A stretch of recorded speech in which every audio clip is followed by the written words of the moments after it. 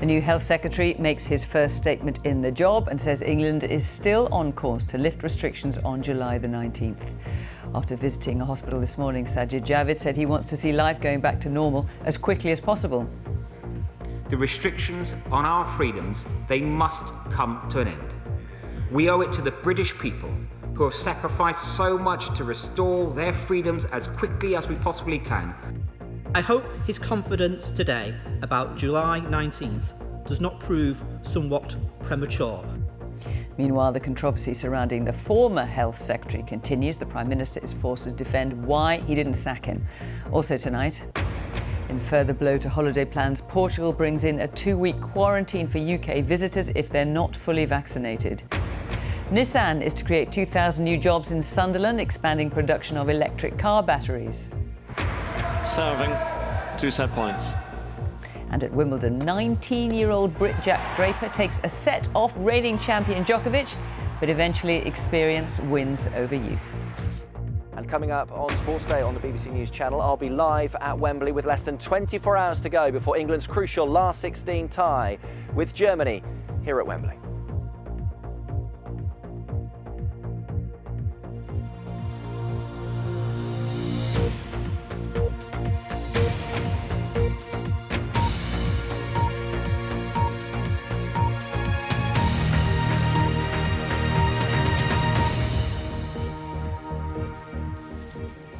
Good evening and welcome to the BBC News at 6. In his first common statement since becoming the new Health Secretary, Sajid Javid has told MPs he sees no reason for the current restrictions in England to last beyond the 19th of July. He said we have to learn to live with coronavirus and that people shouldn't have to put up with restrictions a moment longer than necessary.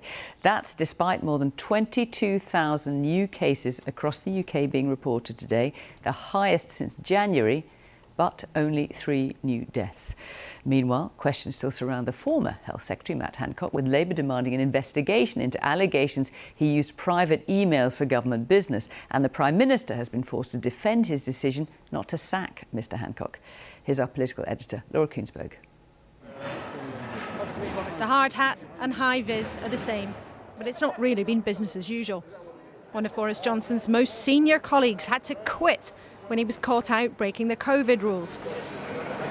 And at the start, the Prime Minister had wanted to keep him on. Well, I read the story on Friday, and we've got a new Health Secretary in post on Saturday, and I think that's about the right pace to proceed in a pandemic. We're very likely to be in a position on July the 19th to say that really is the terminus, and we can go back to life as it was before COVID as far as possible. Cases continue to rise though, and switching health secretaries in a pandemic is far from ideal, even if it's a return to government for a familiar face. My first visit to a hospital on the job. Well, congratulations.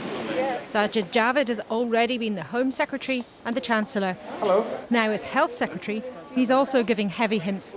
The ministers are on course to lift the remaining restrictions in England in 3 weeks. Congratulations. Thank you so much. Nice to meet you. We see no reason to go beyond the 19th of July. Because, in truth, no date we choose comes with zero risk for COVID. For me, 19th July is not only the end of the line, but the start of an exciting new journey. But a new face doesn't mean everything about Mr Hancock's departure is ancient history. How was his aide, Gina Coladangelo, appointed to the board of the Department of Health? When did their relationship start? And did he sometimes do government work on a private email account? The opposition is pushing to know. I have right here the minutes of a departmental meeting in which senior civil servants report government contracts being approved from a minister's private email address. Can the minister now say from this dispatch box categorically and on the record that no minister or prime minister has used or does use private email for government business? Today, the government's been emphasising its optimism about being able to get rid of the remaining COVID rules in England on its planned date of July the 19th. But it's still grappling with the fallout of the behaviour of the man who argued for those rules here in the Commons. Matt Hancock might be gone from government, but his exit was messy. And a reminder too, for Downing Street, they can't and don't control all events. That was an unexpected treat. And the new Health Secretary won't either, with what's hoped to be the tail end of a pandemic and a groaning list of other tasks. That's what it's all about, especially looking after our children. The first photo call may well be the easiest day in the office he ever has. So, Laura, the new Health Secretary, Sajid Javid, sounding very confident in the Commons that restrictions will be lifted in England on July the 19th. But how sure can he be of that? Well, Fiona, I think it's a tricky one. I mean, both Sajid Javid in his first outing in the job and the Prime Minister today were noticeably very cheerful about the possibility of lifting restrictions in 3 weeks' time. And more than the possibility, they made it sound as if it was actually something of a dead cert. But when it comes to the pandemic, when it comes to the government's handling of COVID and how cases shift up and down and the spread of the disease, I think that our viewers would be forgiven for wondering whether or not they should be quite so sure. We've learnt, haven't we, on so many occasions over the last year and a half that the government have had to change their plans at the last minute, whatever consequences, of course, that has then for people trying to plan their lives, trying to plan seeing relatives and holidays, trying, of course, to cope with the disruption that COVID has had for everybody. But the big difference now, of course, is the vaccination programme. And in Downing Street, they're hoping that in the next couple of weeks before that date, there'll be another 5 million jabs or so going into arms, trying as each day goes past to build this very solid defence.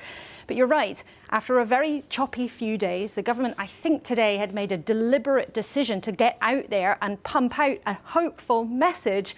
But I think when it comes to COVID, never quite put something in ink. That date is not a cast guarantee. It's something that is very much still penciled in. However optimistic ministers want to sound, just as Boris Johnson wasn't in complete control of what happened to Matt Hancock, Downing Street is not in complete control of this pandemic either. Laura Koonsberg, thank you.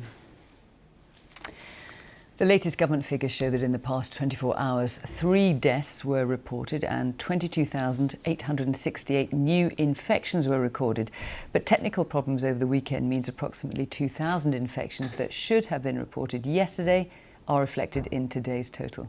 Scotland has reported 3,258 cases. That's the highest since the pandemic began.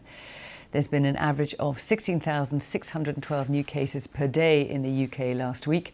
Over 139,000 people received a first dose of the vaccine in the latest 24-hour period, meaning nearly 44.5 million people have now had their first jab. That's 84.4% of UK adults. Just over 123,000 people have had their second dose of the vaccine in the latest 24-hour period, with more than 32.5 million people having now had both doses. That's 61.9% of UK adults. Well, as we've just seen, the number of infections is continuing to rise rapidly, but hospitalisations are rising at a much slower rate. Our medical editor, Fergus Walsh, looks at the role the vaccine programme is playing in reducing levels of serious illness from coronavirus. Every day, with every vaccination, the link between COVID cases and severe illness is getting weaker. The more people who are protected, the less damage the virus can do.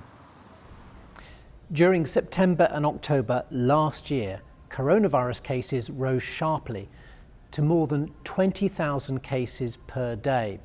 Over the same period before vaccines, the number of patients being admitted to hospital every day followed a similar upward trend, rising to nearly 1,500 patients a day. But if we look at the period from May this year, although cases have risen sharply to around 15,000 per day, hospital admissions have not followed that same upward trend, rising to just over 200 patients a day. And the chances of dying from COVID have fallen dramatically. At the peak in January, it's estimated that 1 in every 60 infections caused a death. Now it's fewer than 1 in every 1,000. And it's the huge success of COVID vaccines which has prompted some scientists to back the lifting of restrictions in 3 weeks. The July date is good because schools will be closing for the summer, we'll be going into the summer holidays, and transmission potential will be somewhat less than it would be, say, in the autumn or the winter. And also, we're pretty close to getting the vast majority of our population, adult population, immunised. A new study shows that mixing between AstraZeneca and Pfizer vaccines gives strong protection against coronavirus. Initial results show that giving a different brand as the second dose can actually boost immunity levels. I think when it comes to giving the first 2 doses, it's probably better to stick to the standard schedules because we know they're effective and they work. But when it comes to giving later doses, like a third dose as a booster dose of vaccine, then these mix and match schedules, we know they generate a really good immune response. So that's something we might want to be exploring. Scotland has recorded more than 3,000 daily coronavirus cases, the highest number over 24 hours since the start of the pandemic. Vaccines don't give complete protection, but the more people who are immunised, the more COVID hospital admissions will be kept in check. Fergus Walsh, BBC News. Our health editor Hugh Pym is here. Hugh, so certainly according to the new health secretary, it seems it's all systems go in England for lifting restrictions on July the 19th. But given what we've seen in Fergus's piece, could the data yet go the wrong way? Well, Fiona, as we've heard, experts are pretty clear that although case numbers are rising quite rapidly, the number of hospital admissions is rising a lot less fast, and that the vaccines are having an impact. And in fact, Public Health England today published new figures, quoted by the Secretary of State, suggesting that 27,000 lives have been saved by the vaccines and that 7 million infections have been prevented. So that is the sort of database behind which the government are now saying actually they're pretty confident about going ahead on July the 19th. But as you just said, 22,000 is the latest figure for daily reported cases. Now, the underlying average is obviously less than that over the last week, but 22,000 is double what the daily reported cases were a week ago. So it begs the question, what happens if it doubles again and we get nearer to the point when they have to confirm whether July the 19th in England is going ahead? Hospital admissions will have risen a little bit more. So it does suggest quite a few imponderables. He also said, Sajid Javid, that the government's aim was to have 2/3 of adults having 2 doses by July the 19th. Well, one expert this morning, who's on one of the government advisory committees, Peter Openshaw, said he'd be a bit more comfortable if it was nearer 80% who'd had 2 doses. So it's looking pretty positive at the moment, but I think there's certainly scope for things to change. Data often does change, and as Labour said, there were promises made about opening up at Christmas, which didn't take place. Then schools were set to reopen in January, and that only happened for 1 day. And even June the 21st, the changes which were, we were told, looking pretty good for last Monday, didn't happen and were postponed. We'll see. Hugh, thank you very much. Well, it's another blow to holiday plans. From today, UK visitors to Portugal must quarantine for 2 weeks unless they're fully vaccinated. The new rule, imposed by Portugal, reflects continuing concern over the spread of the Delta variant. Meanwhile, Hong Kong has banned all passenger flights from the UK from Thursday. Here's our transport correspondent, Caroline Davis. Another cloud in the sky for international travel. Overnight, Portugal announced that UK arrivals must either be fully vaccinated or quarantine for 14 days. It's meant last-minute changes for Victoria and Simon, due to go there on honeymoon this morning. So we woke up to my parents banging on our front door to get us out of bed to tell us that we couldn't go anymore. So had a few hours cancelling everything and calling up Ryanair. And now we're going to Ibiza instead. We literally found out this morning that we couldn't fly today, having left everything to book till the very last minute, literally the night before, so that we weren't surprised by anything. Finding out this morning was just really irritating. Portugal was moved to the amber list in early June, meaning that when arrivals come back to the UK, they already need to quarantine here for 10 days at home. The number of UK travellers is already low and affecting business. The British tourists are everything for our business. At the end of the day, we have everybody coming from Europe, but the Brits are the biggest spenders, and we're now entering the season of holidays. Portugal isn't the only country to tighten its travel policies. Malta will be added to the green list on Wednesday, but it has now said it will require all travellers aged 12 and over to be fully vaccinated or need to quarantine for 14 days. Spain hasn't gone as far, but now requires all arrivals to be double jabbed or have a negative COVID test. We all started getting slightly worried. Ben had booked to go to Malta with his family, but won't have had his second jab in time. Fortunately, my parents are both fully jabbed, so they potentially can go out. But for me and my sisters, because we're in our 30s and we've only had a single dose, we realised that it's unlikely that we would be able to fly. It is what it is, and I appreciate that we need to be safe, but I do think that really our government perhaps should liaise better with the Maltese government. There are worries about the knock-on impact as rules change. This industry needs urgent help. We're a long way from having the UK summer as we know it. We've already lost May, we've lost June, we're now going to lose a big chunk of July, and it doesn't look like the summer that we know and love, where we are able to travel wherever we want to. It looks like that's many weeks off. The UK government has previously said that both tailored and wider economic support is available to the sector, including the furlough scheme. As countries chop and change their border policies, international travel is left on shaky ground. Caroline Davis, BBC News. The Japanese car maker Nissan is set to create up to 2,000 new jobs in Sunderland by expanding its production of batteries for electric vehicles. Industry sources suggest the company could also announce the launch of a brand new electric model later this week. Well, business editor Simon Jack is here. So Simon, how significant is this for Nissan and for the UK? I think it's a really major announcement we're expecting when the top brass come over from Japan to Sunderland on Thursday morning. Now, they already make electric cars and batteries in Sunderland. The Leaf model, they make about 50,000 of those. But I understand that this plant will be an entirely different scale, a so-called gigafactory, enough over time to create enough batteries for up to 500,000 cars. And that kind of scale has made industry sources, as you say, speculate that maybe a new model is coming. We'll keep an eye out for that on Thursday morning.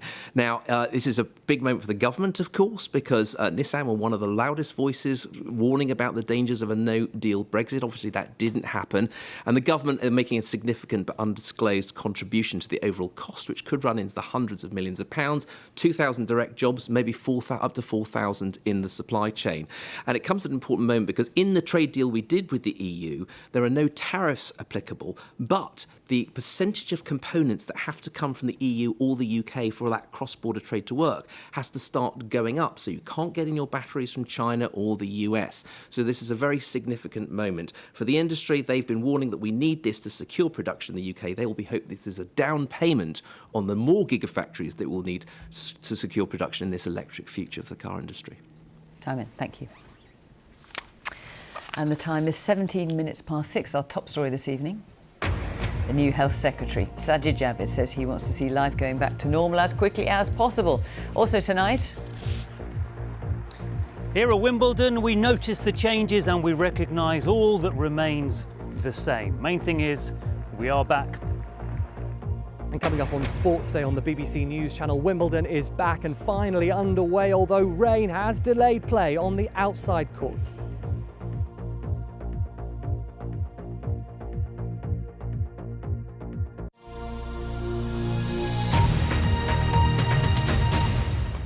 On the eve of their clash with Germany in the knockout stages of the Euro 2020 Championship, England manager Gareth Southgate hopes his team can make history.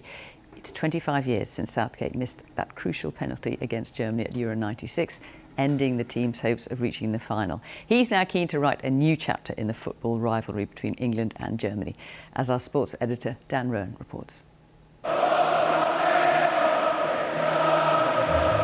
The last time England met Germany at Wembley in a major tournament, their fans had dared to believe.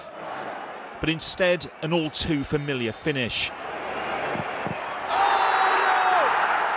The penalty shootout defeat in the semi-finals of Euro 96, another painful chapter in the team's history. 25 years on from that miss, Gareth Southgate's now manager as the two rivals meet again, but says his team shouldn't be weighed down by the past. We're ready for it. We know it's a very difficult challenge. It's a great opportunity for this team to make some history and give people memories of England-Germany fixtures for the future that are different. Southgate's team trained this morning as winners of their group, but know these Euros have now reached a decisive phase in which extra time and penalties are possible. Chris Waddle was another to experience the anguish of failure from the spot for England, in his case the semi-final of the 1990 World Cup against West Germany, and has urged the current team to ensure a shootout isn't needed. It will prey a little bit on some of them, and we're good enough to not go to that situation, because if somebody misses it, and hopefully they don't, you know, this is going to drag them on for years and years. Jurgen Klinsmann won everything playing for his country, and the legendary former striker told me a result is hard to predict. It has always a special meaning to Germans as well. So everyone is looking forward to it, and no German says that we're going to win this game easily. And for me personally, it's a 50-50 situation. It can go either way. England have beaten these opponents, of course. The 1966 World Cup final win, securing the team's only major trophy, prevailed tomorrow, however, and the hosts may believe they're on course for another. Dan Rowan, BBC News. And Spain handed Croatia the lead in their last 16 match with a bizarre own goal. We've seen this tournament against the run of play, a simple-looking back pass to the Spanish goalkeeper Unai Simon was clipped into his own net.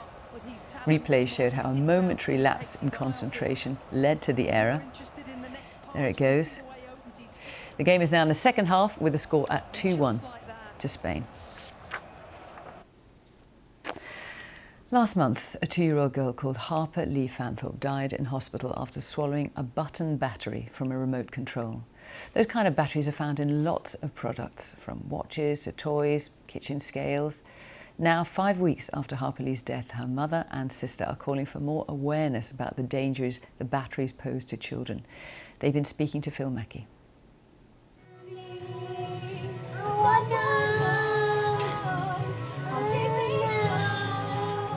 Harper Lee Fanthorpe was a typical bright, curious, effervescent, happy 2-year-old. She loved to dance, didn't she? She really loved to dance. The best thing she'd listen to is she loved rave music, rave and dance music. Anything else she wouldn't dance to, would she? And she'd always give a little fist pump. 5 weeks ago, her older sister was looking after her and she suddenly became ill. Her head just went backwards and then she sat back up and just blood came out. So I rang an ambulance straight away. It must have been very frightening for you. Yeah. She just went and she wasn't responding when I had to, because they told me to put her on her side, so she could still breathe, and she just went very wheezy. Her eyes just closed and she couldn't talk back to me. She was like she wasn't there. No one knew that she'd swallowed a tiny button battery and the acid was burning through a major artery. She had to have 2 litres blood transfusion. So she left surgery. She'd still got my phone, she was still talking. The last thing she ever said to me was, "Mummy, I need you." I told her I loved her. And that's the last time I saw her. Halfway through her surgery, a surgeon come out and asked if she'd swallowed anything. I said, "Not that I know." And that's where they told me that they think she swallowed a button battery. So we actually went up to children's intensive care where we were waiting for more news. And he just said, "I'm sorry." And that's what I can remember. I can remember just letting a loud scream out, shouting, "No." And then I had to just go and tell my girls, because they were only letting 2 of us in a room. And I had to go tell my girls that their baby sister had passed away.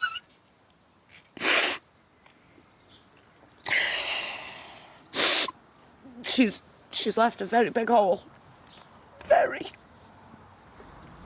When you realised what had happened, what did you then think about those batteries, and particularly about the remote control in this instance, but the way that they are relatively easily accessible, I guess, for little children? And we actually found the remote without the button battery in. So I turned it around and it just come out. It weren't even secure. There was no lock on. There was no lock. There was no little thing that you had to push in for get it out. It just slid out. Harper Lee's grandad's built a memorial at the bottom of the garden. The family really hopes that by talking about her, other lives will be saved. Phil Mackey, BBC News, Stoke-on-Trent. Harper Lee's mother and sister there talking of the dangers of button batteries. Now, rain delayed the return of Wimbledon tennis today, although play got underway as planned on the covered courts. Britain's 19-year-old Jack Draper took a set off reigning champion Novak Djokovic before losing 3-1. And Andy Murray is now on court against Nicolas Basilashvili. Our sports correspondent Joe Wilson is there. Joe. Hi Fiona, yes, early moments for Andy Murray on centre court. I will bring you a score. Through all the sunshine and showers today, the significance was unmistakable after Wimbledon was cancelled last year. You know, sometimes this place can appear to exist kind of in its own bubble. I suppose it's part of the appeal. But Wimbledon returns very much part of the world and all its challenges. 2 years to prepare, no gate left unbrushed, no spectator gets in unchecked. Either show a negative lateral flow result or proof of complete vaccination. And here's the evidence of gratitude. In the royal box, Sarah Gilbert, the scientist who designed the AstraZeneca vaccine, was Wimbledon's champion on day one. Well, players are transported from their central London hotel bubble. COVID risk is not eliminated, it's minimised. And it meant tennis. 19 years old versus 19 major titles. And that's British teenager Jack Draper breaking Novak Djokovic's serve. 6-4, Draper won the first set. Centre court at half capacity, fully engaged. The seats taken closest to the action. And then, well, Djokovic won the match. Of course he does. 3 sets in succession with growing assurance. The defending champion on the court he called sacred. Djokovic is a strong favourite. The women's singles is open to wide speculation. Aryna Sabalenka from Belarus certainly has the power. Seeded second and through in straight sets today. Now, how about American Sloane Stephens, unseeded but back to her best to overcome Petra Kvitova, twice champion here. Nothing quite beats the Wimbledon winning feeling. It's what all the work is for. And so out on the practice courts, after all the pain and the patience, Andy Murray completed his preparations for his Wimbledon singles return. Well, after defeat earlier today for number 3 Stefanos Tsitsipas and Murray on court against Nicolas Basilashvili, it's certainly been an early test for our Wimbledon pronunciations. Against the Georgian, who seeded, certainly a big test for Murray on his return. I can tell you at the moment it's going with serve on centre court, so Murray is 2-1 up. Now, over the next fortnight, we will see countless defeats and victories. I think our hope is that players are knocked out on court and not because of COVID. Remember, Johanna Konta, seeded here, British number 1 in the women's, had to pull out at the last minute because she was named as a close contact of a positive COVID test, someone in her team. With her absence in particular, perhaps it is difficult to say with confidence that there will be British participation as we look ahead to the second week of Wimbledon. Well, that's a long way away. Andy Murray now is inspired very much by his great friend and practice partner Roger Federer. Federer in sight of his 40th birthday. Really, Fiona, right now, Murray says that he's playing for the love of it, for the minute. And perhaps we should all share that philosophy as we see him back in the men's singles here at Wimbledon. Joe, thanks very much. We love watching him play. So lots of showers, a little bit of sunshine at Wimbledon. Let's take a look at the weather with Stav Daneos. Hi, Stav. Hi there, Fiona. Thank you very much. Yes, it was quite a contrast in weather conditions across the UK from north to south. Behind me, this glorious scene across the Highlands of lots of blue sky, plenty of sunshine, pretty warm across central parts of Scotland, close to the mid-20s Celsius. Compare that to the grey leaden skies, though, which we had across much of England and Wales. There were further showers which broke out, some of them thundery across the south. It's tied in with this area of low pressure, which is sitting across Biscay in northwest France, and its weather front is affecting the southern half of the country, whereas further north, higher pressure dominates. Now, we've got some rain currently across the North Midlands, Northern England, North Wales. This was the rain which moved across the southeast area, which brought that damp start across Wimbledon. And then a line of thunderstorms have developed across southern counties from Cornwall across the Sussex into Kent. They're going to rumble on for a while. Could be some local flooding in places, and then they should fizzle out. But further heavy downpours are likely across central southern areas through this evening and overnight. Further north you are, clearer skies away from the north coast, that is. 9 or 10 degrees here, but another muggy night to come for England and Wales. No lower than 12 to 15 degrees. Tuesday is a bit of a repeat performance. We've got the best of the sunshine again across Scotland, Northern Ireland, Northern England. That is away from the north coast. It would be quite grey here, same too for the Northern Isles. Largely cloudy, though, for England and Wales, particularly across the south. Further pulses of rain for southern counties into the southeast. Again, some of these could be on the heavy side. High teens Celsius there, but we could see the mid-20s across central Scotland. So it looks like it'll be rather grey with further spots of rain perhaps for Wimbledon for Tuesday and Wednesday. It's not until we reach Thursday and Friday high pressure starts to build in. So we should start to see improving conditions with increasing sunshine and high temperatures. That low pressure clears away from the southeast. High pressure builds in across the UK Thursday and certainly for Friday. But this area of low pressure will be making its way in across the country gradually as we head on into the weekend. So improving picture across southern areas for Thursday and Friday. Looks warmer there for London with some sunshine. Good news there for Wimbledon. Plenty of sunshine across the north. And then as we head on into the weekend, you can see it starts to turn a bit more unsettled once again as low pressure starts to take over. Fiona. Stav, thanks very much.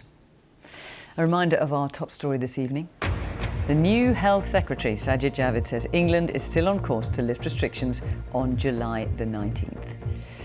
That's all from the BBC News at 6. It's goodbye from me, and on BBC One we can join the BBC's news teams where you are. Bye-bye.